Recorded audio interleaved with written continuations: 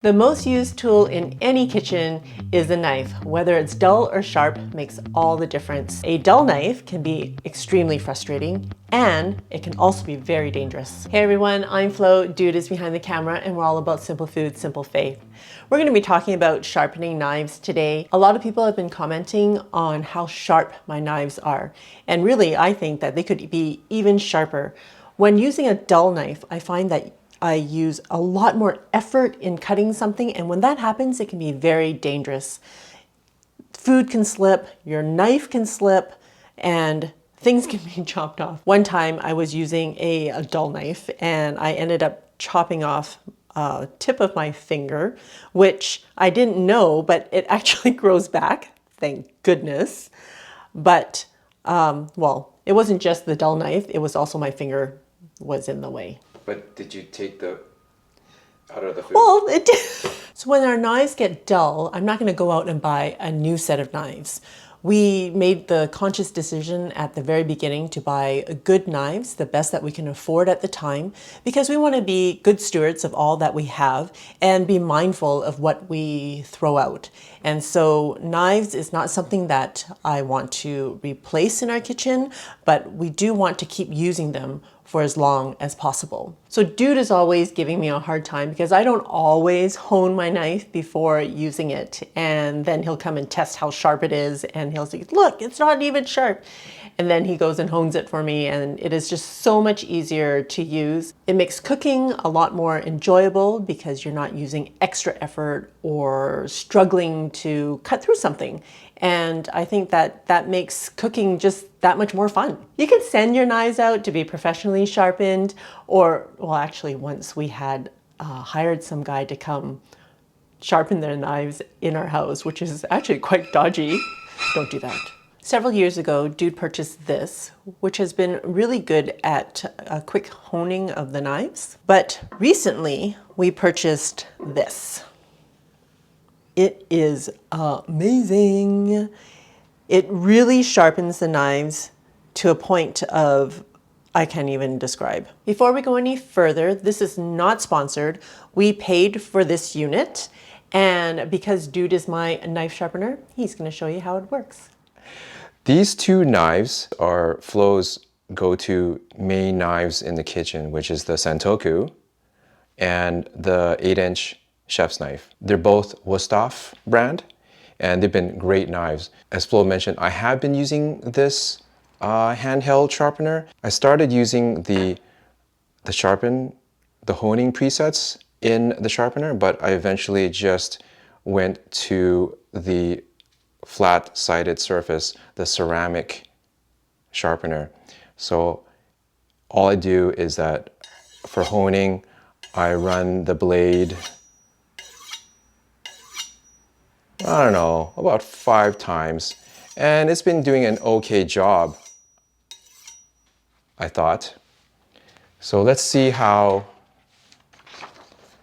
it does with the piece of paper. It's not great.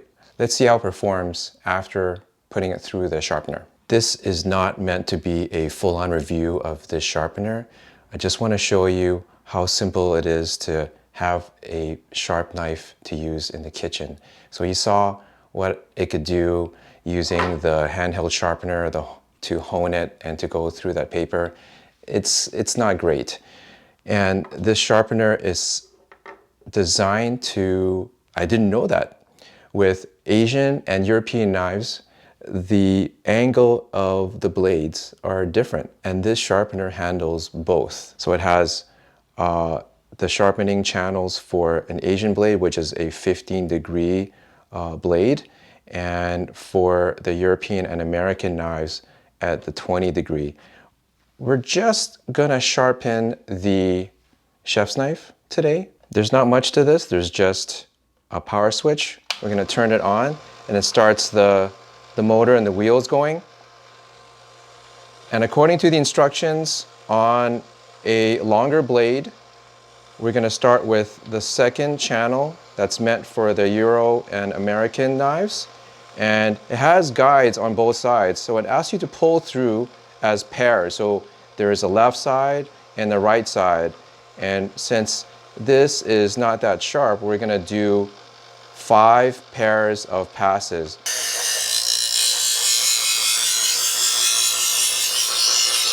I'm just letting the blade go through the sharpener up to the heel of the blade and going with the guide and going with the curvature of the blade.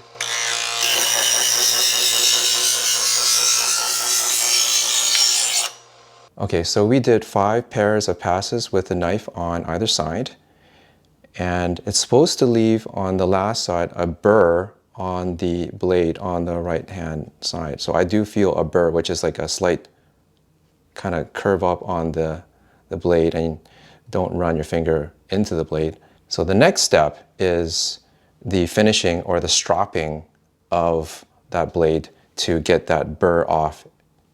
We're going to turn it back on, and it's asking for 4 pairs of passes.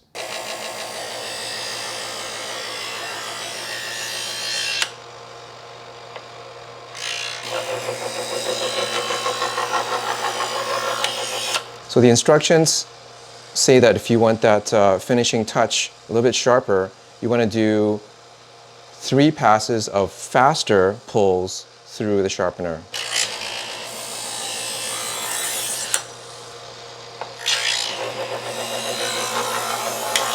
All right, here comes the moment of truth, and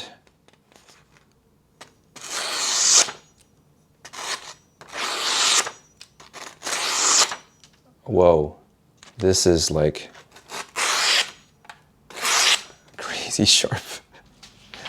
So that took me, I don't know, about a couple of minutes to run it through. And that was my actual second time using the sharpener and just getting used to the pressure that I need to get through the different process or different stages of the sharpener. It's pretty straightforward. That's it. Nothing special. I'm not some master knife guy. We just want sharp knives in the kitchen. Thanks, Jude. Well, I'm really excited to be using my extra sharp knives. And if you're used to using a dull knife, you will find that it'll take some time to adjust, because when you're using a dull knife, you do use a lot more effort.